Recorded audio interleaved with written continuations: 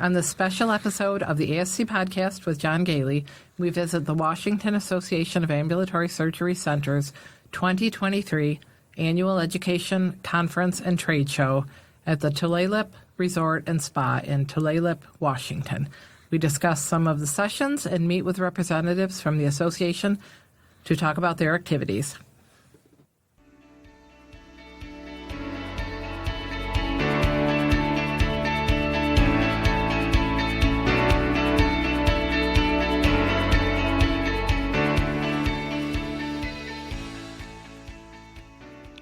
Welcome to the ASC Podcast with John Goehle, the longest-running podcast specifically focused on the freestanding ambulatory surgery industry. We would like to thank our sponsors, Surgical Information Systems, providing cutting-edge information solutions for surgery providers. Trivalence. Trivalence offers a comprehensive next-generation ASC solution that optimizes payment and supply chain performance, enabling actionable data insights. And Ambulatory Healthcare Strategies, the nation's leading regulatory and accreditation compliance resource for ambulatory surgery centers.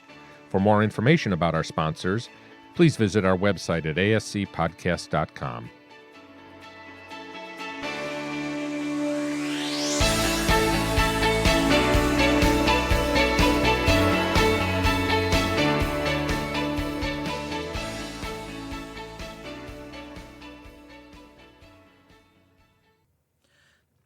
Welcome to episode 206 of the ASC Podcast with John Goehle for November 9th, 2023, recording from the Tulalip Resort and Spa in Tulalip, Washington, and from our studios in Spencerport, New York. This is Sue Cronkite, the co-host of the ASC Podcast with John Goehle and Operations Manager for Ambulatory Healthcare Strategies. We'd like to remind our listeners that the ASC regulatory environment is a rapidly evolving landscape, and the material presented in this episode is based on the most current information available as of the date of recording. As such, it is important to recognize that this information may be subject to change, and we advise all ASCs to stay up to date with the latest regulations and guidelines issued by their relevant regulatory bodies. Joining me today is John Goehle, the owner of Ambulatory Healthcare Strategies and one of the most respected experts in the ambulatory surgery industry. With over 30 years of experience, Mr. Goehle has authored over 10 books on the ASC industry and is a sought-after speaker on regulatory accreditation and finance issues. So I had a wonderful trip up to Tulalip, Washington. We have been mispronouncing that for I don't know how long, and we always say, "Oh, we love saying that, Tulalip," and then come to find out we weren't even saying it right. So I didn't even know this last year when I visited with them, but it was a great conference. Sue unfortunately couldn't make it with me, so I had to do it on my own. And we did agree this time that the next time around we'll bring our studio with us. So unfortunately, we didn't have an opportunity to really record any interviews except for an interview with the board members, and the quality of that is not the greatest because of basically having to use a cell phone to record it. And you also you were quite pressed for time. It's quite a trip out there. 8-10 hour flights, and then you couldn't stay too long to interview some of the other speakers. So we'll try to plan it a little better. We'll have some fun, while we're up there too. I'll tell you though, Sue, it was there were a lot of great speakers, and I wish I could have interviewed some of them, and indeed we will try to get at least one of them on our podcast in the future. So I'm going to do the best I can to kind of talk about some of the presentations we had, and of course we'll have our interview with members of the board of directors there. Mm-hmm. So the first session was with Sharon Lacey, and she's a comic.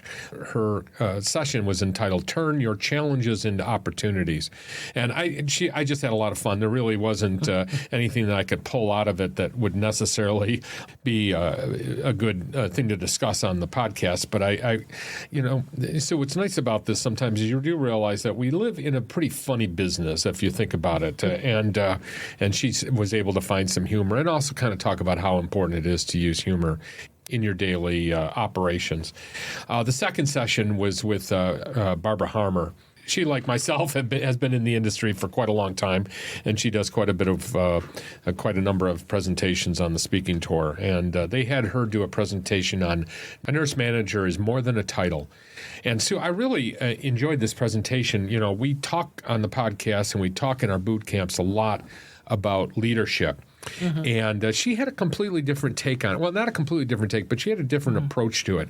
And I thought it was very enlightening, and I took some notes. I'm just going to go through some of the notes that I took while I was there. She talked about the importance of clarity in leadership and the need to provide direction about how work should be accomplished. Talking about how important it is as a nurse leader to work very closely with your nurses. To help them to be the best they can be. And, of course, that is one of our ongoing themes at in our boot camps. But I think she really talked about how important it is to develop very clear standards and metrics against which, professional performance is measured, including interpersonal skills. She was very forthright about some of the challenges that we find in working with our staff when there's interpersonal issues between our staff. And instead of, kind of ignoring them or running away from them, she said, how important it is to confront them. Mm-hmm. And holding the professionals we work with accountable for their behavior, be it positive or negative, and to also build a culture of accountability. She made a statement which I thought was quite enlightening. She said, leadership is action, not a position. And I think that is so true that, when you get in, a lot of people go into these positions thinking that they're going to be having people report to them, and yet we often talk about how it's really the opposite, that a good leader is somebody that works with others, that serves other people. Mm-hmm. And she talked about something that I think we often don't look at right away, and that is the nursing code of ethics. You, of course, being a nurse, you were well aware of it in your education. But those of us in administration don't ever really think about it. Mm-hmm. And it's funny because as she was talking about it, here I am on my computer pulling it up to look at it. And indeed, she really pointed out a couple things. And honestly, in fairness, it's not something that I think most people go back and look at after their education. Right. So, that's a good point, too, maybe kind of remind yourself of those things. Just like the Nursing Practice Act, too. So often we just assume we know what's exactly in there, and yet when we get into it, we find something very different. And one of the things that she pulled out of it in particular is that it's part of the code of ethics is to protect and be accountable to oneself and to the general public, which I found interesting because, first of all, the whole mention of oneself, but also I found it interesting how the second part of that is to the general public instead of to patients, which takes a much broader approach to their responsibilities, which really gets into the next section. She talked about the different types of accountability, such as self, to peers, to your employer, to the patients, of course, and to society as a whole. And it was here that she talked about how important it is to keep up with the changes and don't become stale. And I think that's something that we sometimes feel with some of our nurses that have been there for long periods of time. Mm-hmm. They don't necessarily keep on top of things like they might have when they were younger. But I think it's something important that younger people need to think about too, is how they too need to make sure that they don't stop learning once they get out of school. Yeah, Amy we'll probably talk about this in a future podcast, but she had seen an article about rusting out, and they're talking about how, there was for a while a lot of burnout with COVID, and now though they're seeing a lot of people that are just kind of floating along in their jobs. They're not excited, they're not learning more, and they're not giving the best patient care just because they're not doing that. So that kind of addresses it, keeping up with it and keeping your excitement and your abilities up. Right, and I think that as we all know, we're so busy right now, and the nurses are really, in many cases, we find ourselves in an understaffed position because we just can't hire enough. I think it's easy to forget how important it is to stay on top of that. Continuing with the different types of accountability, the next one was the nursing profession. In other words, nurses being accountable to their nursing profession. And she really encouraged people to get involved, even if it's in a small way, with the professional organizations that they might join, might be part of, such as AORN or ASPAN. Mm-hmm. And then I think the most enlightening part of the conversation is talking about those situations where nurses find that they're working in an environment that is not safe. Mm-hmm. I'm hoping that doesn't happen often, of course, but she did say that, and I've said this too before, that that as a nurse you have a responsibility to the patient to make sure that they are taken care of well, and that they are, being protected. You're the nurse, you're the patient's advocate. So what she talked about is the importance of speaking up, but using the process that has been laid out by the employer first, and make sure that you know what those processes are, know what the policies and the proper protocols are within your organization. And then she also emphasized that you don't just refuse to do something. You speak up first and explain to your leadership why you can't do that, be it that it's not part of the nursing practice or that it's not safe for the patient. Mm-hmm. But again, acknowledging the importance of using the process that has been laid out by the employer. She talked a lot about complainers or the Debbie Downers out there, know when it's time to move on. In other words, if you're one of those individuals that complains too much, maybe you're just not happy where you are, and maybe it's time to move on to other places. And she also emphasized how difficult it is for people or work with a lot of very negative people. And then you just shouldn't let it go. You should find ways to fix it. Being it, if you're the one that is upset, try to find a way to participate more, or just decide that it's time to move on. And then if you're one of those that are having to work with people like that, step in and try to find a solution to that problem rather than accept it. Yeah. And then I did a presentation on financial and clinical benchmarking, focused quite a bit about the differences between internal and external benchmarking, noted that internal benchmarking is the process of comparing various relevant data elements in the ASC across time periods. And that, in contrast, external benchmarking is the process of comparing various relevant data elements in the ASC with other organizations within their peer group, be that other ambulatory surgery centers that do the type of specialties that you have, or comparing yourself to other surgery centers in your area, or of the same size. You choose what to compare yourself against. And we talked about the different types of resources out there, including Becker's ASC. We talk about them quite a bit, working with ASCA, who has their benchmarking program. And many of the state associations also have benchmarking programs too. We talk about the benefits of benchmarking. It provides quantitative comparative data to assist an organization in decision-making and to support quality improvement activities. And it is something that is indeed required by the accreditation organizations. And it's a way of developing best practices by working collaboratively with industry peers.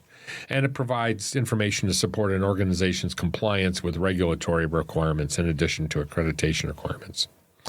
And I did mention to them the regulatory requirements surrounding benchmarking, which comes out of 416.43A of the conditions for coverage, and that it's in the program scope standard, which states the program must include but not be limited to an ongoing program that demonstrates measurable improvement in patient health outcomes and improves patient safety by using quality indicators or performance measures associated with improved health outcomes, and by the identification and reduction of medical errors.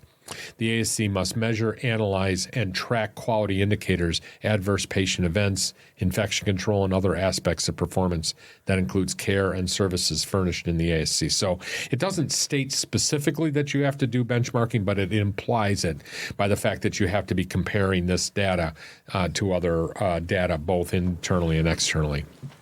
And then I did give an example of an accreditation requirement, which actually comes from HHHC, and it's Standard 5D, which is in the QAPI program section. And it states that ongoing data collection processes are in place to measure quality and to identify quality-related problems or concerns. And goes on to mention that the organization's performance has to be compared to internal and external benchmarks, and the information and data obtained through the data collection processes is evaluated on an ongoing basis to identify the existence of unacceptable variation or results that require improvement. And then Standard 5J mentions external benchmarking, stating the organization participates in external benchmarking activities that compare key performance measures with other similar organizations with recognized best practices and or national or professional targets or goals. So I really spent a lot of time, Sue, trying to convince the audience, and it wasn't a hard job, that benchmarking, both internal and external, is not just something you do because it's required from a regulatory and accreditation standpoint, but there really are some benefits to it. Yeah, you have to really act on some of the results that you see. There's a reason for doing it. Yeah, and that is indeed what I kind of focused on and mentioned that, we need to be focusing not just on clinical benchmarks, which tends to be the thing that we as surveyors find when we go out, but also financial benchmarks. And then I did mention one other free benchmarking resource, which is ASCQuality.org, which we use extensively within our organization. And they tend to use quality measures that come along with the ASC Medicare Quality Reporting Program. And then I did encourage people to use ASCA's quarterly benchmarking product also, since it has very good clinical benchmarks and a few financial benchmarks.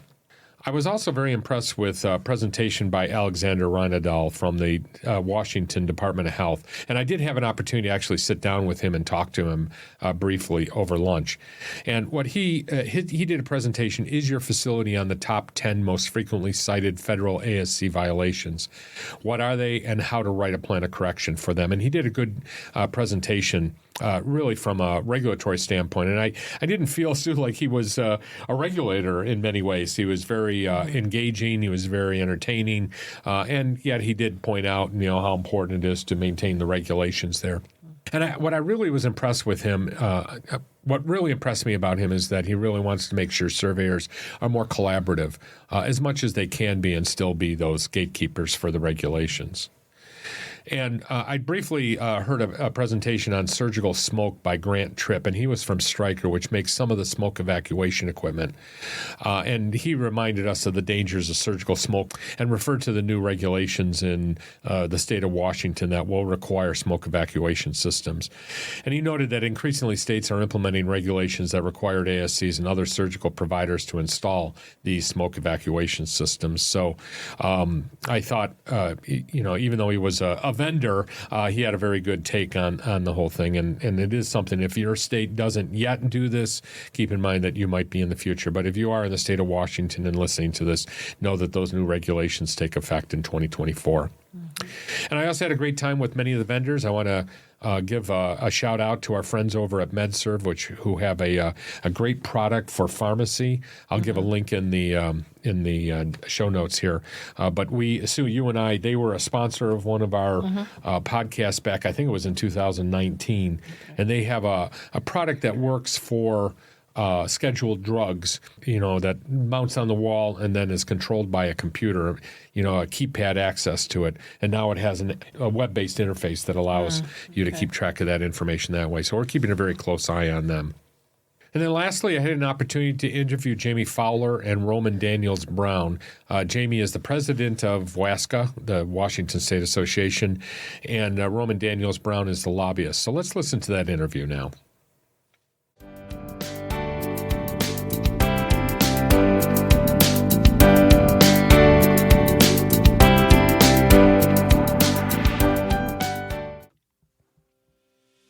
As a leader in the ambulatory surgery industry, you already know that the ASC Podcast with John Goehle is your ultimate free resource for staying updated with the latest news and information while ensuring your organization maintains regulatory and accreditation compliance. But did you know that we have 2 membership programs on our partner website, ASC-Central, that can take your organization to the next level? For just $25 a month, our patron program will unlock a host of amazing benefits. Enjoy regular Zoom meetings with our hosts and special guests, access to recorded conferences like our credentialing seminar, Conditions for Coverage conference, Medical Director conference, and our most recent 2-day multi-state conference. The patron program also offers a comprehensive database of policies, forms, drills, example minutes, and other invaluable resources to optimize your center's operations. For those centers that want even more, our new ASC-Central Premium Access Plan offers a variety of online services to its members. The benefits include access to a wide range of services, including all of the benefits of the patron program, unlimited access to our popular boot camps, the ASC industry's most comprehensive training for ASC leadership. Members can attend any number of the ASC Administrator boot camps and ASC Director of Nursing boot camps and can listen to the recordings throughout their membership. It also includes unlimited access to the industry's most comprehensive infection control training designed for infection control coordinators and those that wish to take the Certified Ambulatory Surgery Center Infection Preventionist exam. And the program also includes up to 5 hours of private consultations by Zoom. For more information about these two programs, visit our website at ascpodcast.com or click on the links in the show notes.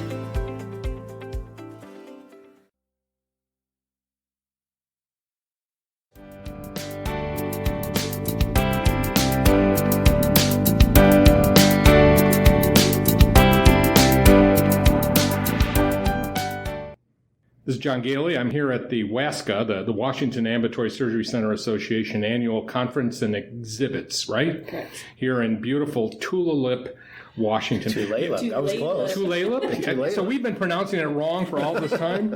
Oh, my goodness. So Sue and I just love using that word. So that's why we always give you so much, announcement before the conference. We started announcing you about a year before your conference. Tulalip. Tulalip. So for 3 years, I've been using the wrong name. There is a tulip festival just down the road, so maybe you're combining the two. But yeah. Well, it's great to be here. And I'm here with Roman Daniels Brown, who is the lobbyist for WASCA. And I'm here with Jamie Fowler, who is the president of the board, which always seems to me like a sentence as opposed to an appointment. It's only a 2-year. Well, welcome to the podcast. It's so great to have you here. So this is our first time actually doing a conversation with the board and with the lobbyist. And I thought it would be good just to kind of get a little bit more information about the association. So why don't we start with you, Jamie? Tell us a little bit about the organization, how many members you have, and a little bit about how the organization works during the year. Okay. So we have around 100 and I think it's around 170 different ASCs that we represent within Washington State. WASCA provides a couple annual conferences. Right. So we do this one that we're at right now, and then we also will do a symposium towards the beginning of the year, and then occasionally we'll also do an ASF licensing seminar as well to provide members with some updates. But we're really just focused on providing education to the membership. Right. Different things that are going on within the state, healthcare reform, clinical quality, those types of things. I'll tell you one thing that's interesting here. I go to a lot of state association meetings, and Alexander from the Department of Health, Yes. I've seen him a couple times. Yes. He actually recognized me when I came up and introduced myself. We're working with his department on a project here in Washington State, and he recognized me, and we had a great conversation. I got to tell you, I have never seen that happen in any other state association. So, and the fact that he's spending Yes. this long here. So how did you work that out, or is that a sign of your relationship with them? Yeah, it is. So their DOH always comes to the conferences, and it's probably been over the last 6 or 7 years we've developed that relationship with them. We just work so closely with them, and the members, I think, like seeing DOH here and represented because, as they have questions, they want to know who the face is that they're talking to. And it gets them to see you guys, Absolutely. and the types of conversations that occur during the conference and how closely they ask questions. I just finished a presentation, a lot of great feedback, and frankly, it's a topic that I often speak about but don't often get questions, and yet your group did. So congratulations. That's such a great thing. Tell us a little bit about how you put together this year's conference. I don't know if you were involved in determining the schedule, but... Yeah, so we try and have it around this time every year, and we do have an education committee that meets. So we do a survey at the end of this conference to get feedback from the members, which is something that we're always wanting. We want to make sure that we're providing relevant content to them because we're here serving them. And so we will gather that information. A lot of times we have people who will come to us because they want a speaking opportunity, so we'll work with them. And your keynote speaker, the first speaker of the day, she was funny. She was a humorist or what what do you call it, the comedian. Yeah.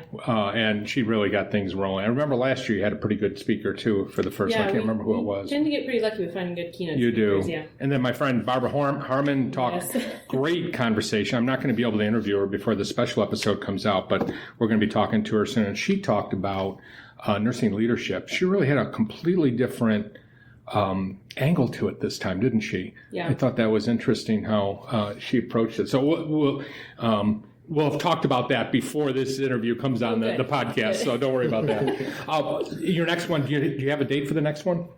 We do. It's in November, I think. But yes. Next year. Well, we'll get that information from you. Yeah. So talk a little bit about the members, the benefits of membership here. So what do your members get? Well, that's something that we're actually working on. So right now it's, the education, which I talked about a little bit ago. We do have a listserv, so all of our members are a part of that. So if there's questions that, any of the members have, that will go out to the entire group. And we are actually looking to see what other benefits that we can provide to the membership. So that's something that we actually had a board meeting last night and met about. You had talked about benchmarking, which is something that we have not done in a really long time, actually. So probably looking at a platform that we can try and get something like that put together, I think would be beneficial. Actually, New York has a unique program because it's a single topic like every quarter. So like we just did one last quarter on wait time. And we just send the information out. So it's a good way to kind of slide into it and give your members some benefit. That's something that's relevant to them. Yeah. So I'll be glad to share that with definitely. you. And I know I've been talking to some of the members here too, or some of the leadership here about the possibility of of having you guys participate in the multi-state conference, which is a conglomeration. Right now, last year was five organizations. Next year we hope to have 10. So it'd be be great to have your organization on there too. Yeah, definitely. We'll provide a link to membership information and the website for the organization. So what's you as the president, what's been the major part of your time this year? What's been the biggest challenge? I know you got things going on. You have a lobbyist, obviously. You talked to the Department of Health. Has there been any major things this year? Yeah, I was just going to say I'm going to pass it over to Roman on some of the things that's going on within Washington State that we're working on. Absolutely. So Roman, welcome. Yeah, thank you. I think one of the major components that WASCA has is an advocacy arm, and that's where I work with Emily Studebaker, who's the executive director, and I live down in Olympia, so I'm there regularly talking to legislators and agency folks. So always looking for ways to help ambulatory surgery centers, work more efficiently, have better interactions with legislators as well as with agency folks. We've had a few issues with DOH in recent months and years relating to construction review cycles and how fast that's going, which is not very fast. We've had issues with fire marshal as far as what facilities can and can't do as far as putting up walls in between their clinics and their surgery centers. Yeah, you're talking about the separation issue, which Studebaker was talking about today.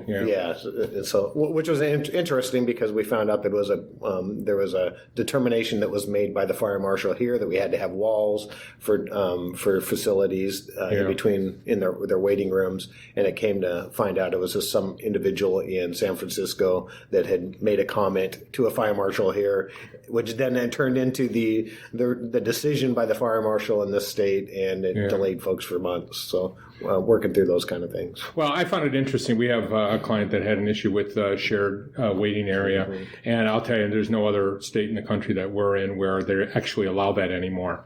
So the waivers that you've had are not what's happening nationwide. So we'll have to see how that occurs. Of course, it really depends upon your the regional office of Medicare and what they decide to do on that. But that'll be an interesting challenge moving forward, I'm sure. Yeah. Then on the legislative side, it's been a lot of defense. It's, we've had multiple bills relating to healthcare cost transparency boards, which would give them authority to set benchmarks and to come in and find different facilities if they aren't meeting certain benchmarks. So we have fought back those efforts successfully. mergers and acquisitions is another issue that continues to come back. There's a bill out there that would allow the Attorney General to basically have approval or denying authority in any kind of merger or affiliation for provider groups as well as hospitals and other folks. So those are of concern. And that would be very unusual in the industry. I don't know of any state that has that sort of. It's a pretty big overreach. It even allows them to do a 10-year look back to make sure you're meeting certain metrics, and so those are extremely problematic. And those bills are alive and coming back again this next year. Yeah, and just to repeat, because you're talking about the Department of Health actually having oversight for a 10-year. I'm sorry, the Attorney General's office, for 10 years after you've already been given permission to open, and then kind of like in New York, for example, there's a 5-year time frame on a temporary license for proving that you're providing the right amount of charity care. A 10-year time frame would be quite a bit of an overreach, I would think. So. Pretty extensive for sure. Now, is there much of a chance of that getting through, do you think, or is it hard to tell? They passed something similar to it a few years ago that was a softer version of it, and then they've been trying ever since. They, as in the majority, certain members in the majority have been pushing hard for this. So, they have been indicated they're coming back again to try again, so they haven't had the support yet. And part of that is our effort in going through and educating folks on what that means. And when it's a tough market already and you're making it more difficult to consolidate when you need to, that's problematic. So, and I think that gets to an important topic here that we always talk about when we're doing these special meetings is how important it is to be active with your state association or a member of it. And of course, I believe you have a PAC too, right? We do, yeah. Yeah. So why don't you talk a little bit about the benefits of membership from the standpoint of what of your representing them in the state capitol? Yeah, we oftentimes just get calls from members who are having an issue with an agency, or if they're just having troubles with a certificate of need or some kind of law that's causing problems, and we go to work for them. So, and that's what our job is to try and get resolutions to them on things they've been stuck on, maybe with an agency. And part of that is there is a PAC, so members contribute into that PAC, and we go and support legislators that have kind of the same mindset that we do on how ASCs are benefiting our communities, and we use those opportunities to go and establish relationships that will be helpful as people are taking votes in Olympia. And are you doing that on a regular basis, meeting with legislators and all year round? Yeah, all year round. During the legislative session, I'm down on I'm on the Capitol every single day, and outside of that, typically I'm going to legislators' districts around the state and meeting with them there as their candidates or whatever else. So again, we want to emphasize the importance of being a member of a state association. We talk about this nationally with all of our listeners, but when you have legislative efforts like that could be quite onerous to the industry. It shows how valuable it is to have that ongoing contact with an organization that's on your side. And I think you mentioned something too that you go to bat for them. Yeah. Absent that, you're going to have to hire an attorney that often doesn't know the industry and doesn't know what you're fighting for. So I'm sure there's quite a bit of value to that. So there's a common phrase in Olympia that if you're not at the table, you're on the table. Yeah. And that's a pretty true statement. If you're not at the table negotiating and part of those conversations, typically you're the ones that are getting the hits. So. Right. I want to thank both of you. This is great. We're hope to be invited back next year. Maybe we'll bring the studio and we'll interview some of the speakers too. Yeah, which is what we try to do. That we just didn't have the time to make all that work out this year, but we assure you we'll try to do that. We'll speak a lot about the speeches that at least I've been able to listen to. So I appreciate your time. Thank you. Thank you. Thank you. And again, I had a great time with the Washington Ambulatory Surgery Center Association Conference in Tulalip, Washington, and I can't wait to get back there next year. I want to thank everybody that was so gracious during the conference, and the State Association for allowing me to do an interview. This episode of the ASC Podcast with John Goehle is sponsored by Surgical Information Systems, Trivalence, and Ambulatory Healthcare Strategies. Surgical Information Systems provides cutting-edge information solutions for surgery providers. Trivalence offers a comprehensive next-generation ASC solution that optimizes payment and supply chain performance, enabling actionable insights. Ambulatory Healthcare Strategies is the nation's leading regulatory and accreditation compliance resource for ambulatory surgery centers. For more information about our sponsors, visit our website at ascpodcast.com. This podcast is an educational and operational tool and is not intended to be a comprehensive resource for all rules, regulations, and standards that an ambulatory surgery center must meet. The advice provided should not be considered as, nor does it constitute, legal advice or opinion. When reviewing specific situations involving legal and regulatory issues, attorneys and other professionals should be consulted. This has been a production of Eden Group Development. All rights are reserved. If you are interested in advertising or sponsoring the ASC Podcast with John Goehle, please email us at info@ascpodcast.com. We would love to hear your questions and comments. Please email us at comments@ascpodcast.com.